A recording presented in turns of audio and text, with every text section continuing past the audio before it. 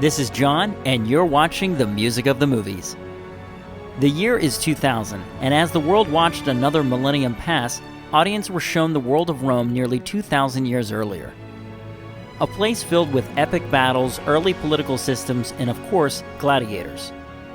Ridley Scott's massive critical success that swept the Academy Awards that year remains one of the most influential movies of the early 2000s.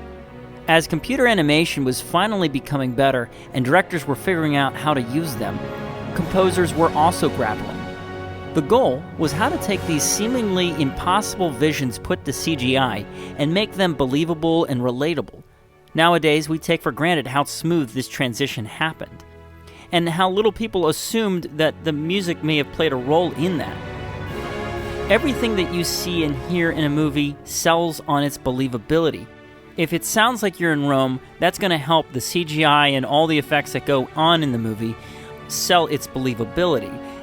And if there is one thing to say about Hans Zimmer and Lisa Gerrard's score to Gladiator, it's the word organic. Amongst all the effects and set pieces is a score dripping with an organic and grounded feel. A huge part of this is a woman by the name of Lisa Gerrard. Providing both the vocals and additional composing, Lisa's contribution is invaluable.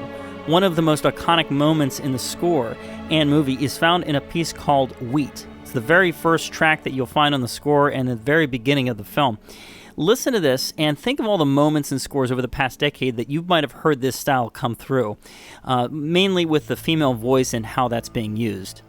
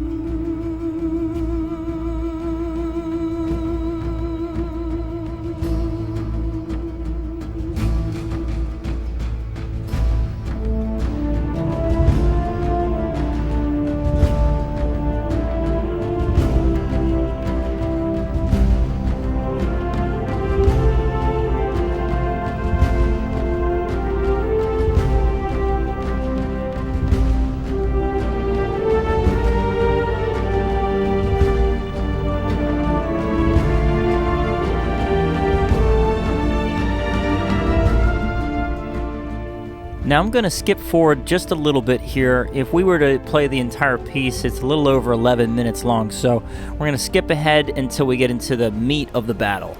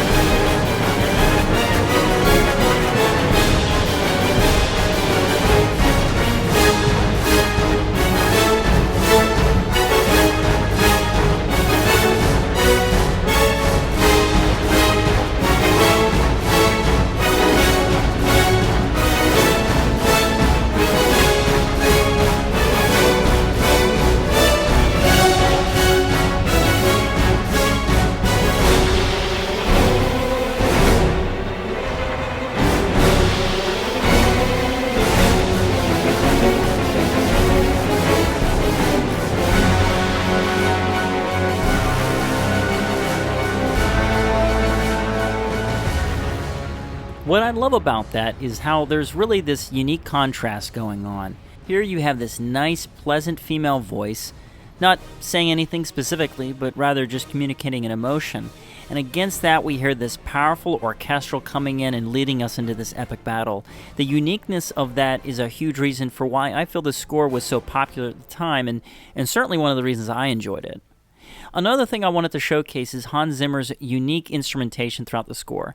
Trying to represent the era of Rome in this score is honestly sort of freeing.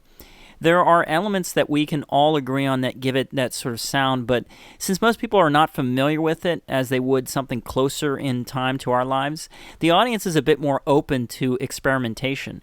This creates all kinds of neat experiments, such as one of the examples found in the track The Might of Rome, a percussive and dynamic piece, and when you listen to it, especially about a minute into it, listen to how they use the female voices, the chorus, and especially the wind instruments.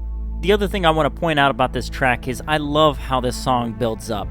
It keeps building and building until finally you get that release and that battle at the end, and it's really cool.